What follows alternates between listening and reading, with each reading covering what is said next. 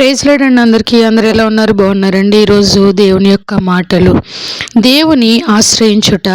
యెషయా గ్రంథం 27వ అధ్యాయం 4వ వచనములో, నా యందు క్రోధం లేదు, గచ్చపొదలను బలు రాకాసి చెట్లను ఒకవేళ ఉండిన ఎడల యుద్ధము చేయువాని వలె నేను వాటిలోనికి వడిగా జొచ్చి తప్పక వాటిని కాల్చివేయుదును అని.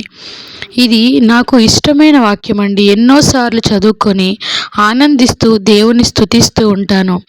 నాకేమీ కోపం లేదు, కానీ నన్ను నమ్మిన వ్యక్తి జీవితంలో పాపం ఉంటే సహించలేను అని దేవుడు అంటున్నారు. వెంటనే వాటిని కాల్చివేస్తానని అంటున్నారు దేవుడు.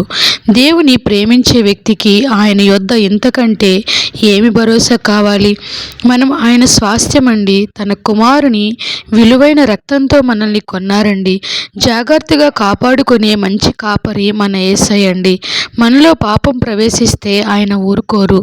ఆ పాపం కాల్చివేసి మరలా మన పాపంలో పడకుండా ఆ స్వభావం తీసివేస్తారండి. ఆ తండ్రి దేవాది దేవుడు మన స్వభావం పరిశుద్ధపరుస్తూ ఒక నిజమైన సాక్షిగా స్థిరపరుస్తారు.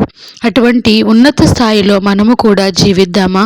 మీ పాపాలు క్షమించబడడం కోసం మీలో ప్రతి ఒక్కరూ పశ్చాత్తాపపడి యేసుక్రీస్తు నామంలో బాప్తీసం పొందండి. అప్పుడు మీరు పరిశుద్ధాత్మ వరాన్ని పొందుతారు.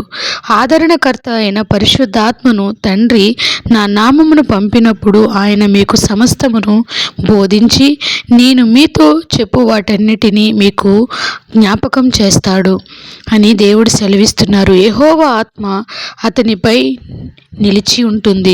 జ్ఞానం మరియు వివేకమును అనుగ్రహించు ఆత్మ ఆలోచన మరియు బలమును అనుగ్రహించి ఆత్మ యెహోవాను గూర్చిన జ్ఞానమును మరియు ఆయన ఎడల భయమును అనుగ్రహించు ఆత్మ మనతోనే ఉంటుంది.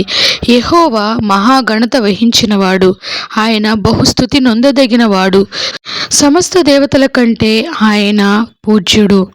యేసును ప్రేమించకుండా ఆయనకి ఇవ్వవలసిన ప్రథమ స్థానం ఇవ్వకుండా మందిరాలకి వెళ్ళేవారు తమ స్థానములో కూర్చొని ఆలయాలను నింపే అలంకారాలు. తాను చేయవలసిన భక్తిని గురించి తమ చిత్తం దేవునికి అప్పగించి వాక్యానికి లోబడి ఆ ప్రకారం చేసేవారే దేవునికి ప్రీతికరమైన ఆరాధకులవుతారు. మనం ఎటువంటి మనస్సుతో దేవుని సమీపిస్తున్నామో ఆలోచిద్దామా?